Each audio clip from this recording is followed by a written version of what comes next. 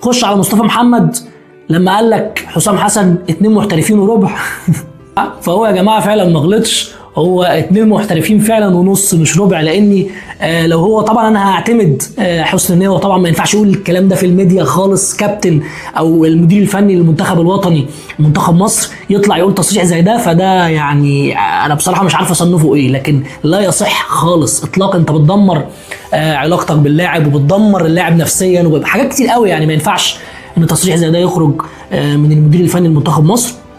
ودايما كنت بقول يا جماعه ان حسام حسن له ما له وعليه ما عليه من الفنيات. ناس كتير جدا تختلف معاه وان هو ما عندوش، وناس كتير جدا تتفق معاه وان هو الراجل ده عمل انجازات مع الاردن ومع الزمالك، جابهم من المركز ال 14 للمركز الثاني في بعض التوقيتات، عمل مشوار كويس قوي مع المصري والاتحاد، عنده تنافسيه شديده جدا، وبالذات لما يتعلق الامر ان هو يدرب منتخب مصر.